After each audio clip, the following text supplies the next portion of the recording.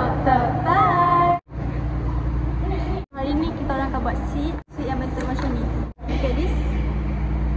Seat ni yang kita orang akan buat. Sekarang ni kita orang tengah terbuat lubang di sini. Nampak tak macam ada titik-titik tu? Kat situ lah.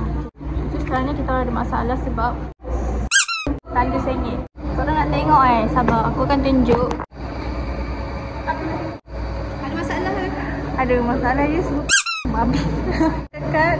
So basically hari ni kita orang akan buat seat dan roof. Tapi roof kita orang tak dapat buat sebab ini roof kita orang, ini canvas, ini bracket, pole. Aku dan Mai yang design. Di grinder. Sekarang ni Wani potong sengit sebab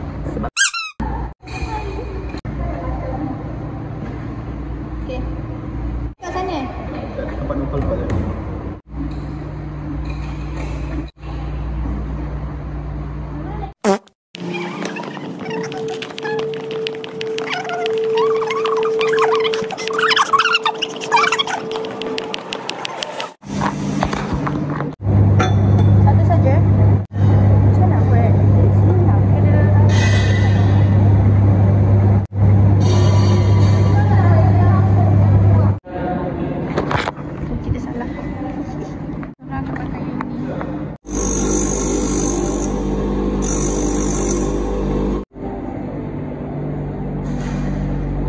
Sekarang kita orang kat welding punya makmal tau.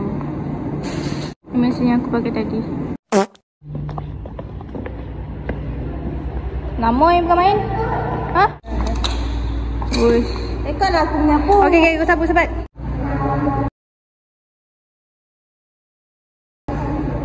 Seorang tengah sapu, seorang lagi tengah tutup mesin dan seorang lagi tengah pantau. Okey, tadi aku yang buat lubang ni je. Masa dia patut ada macam ber, you know ber. Ni dah grind, dia macam a bit smooth.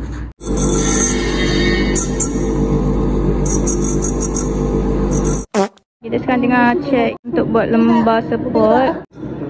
Kau nak mana? Ni kat sini. Tak, ini Bondi dengan kakak ipar. Kita main cuba-cuba sibuk. Mana nak tengok? Tengoklah.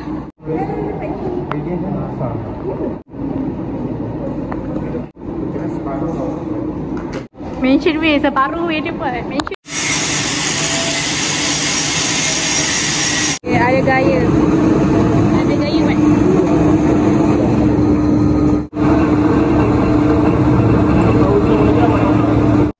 Kita orang punya seat punya ni macam aquarium guys.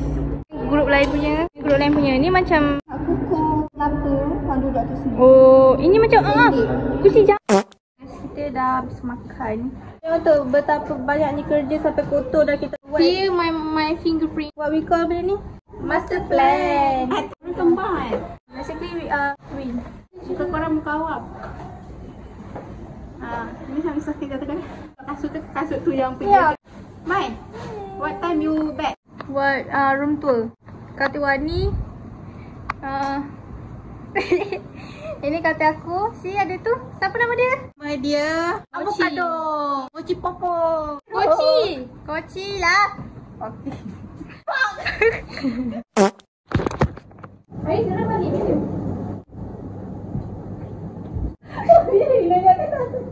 Video, kau kena terus sikit. Ni tayang lah. Tak dapat video. Tutup aje lah tadi. Kita buat video. Sebab hari ni buat video sebab apa? Sebab Ica baru balik dari site visit. Yeay, sebab tadi dia tak ada. Sebab dia pergi site visit. Site visit apa? IoT.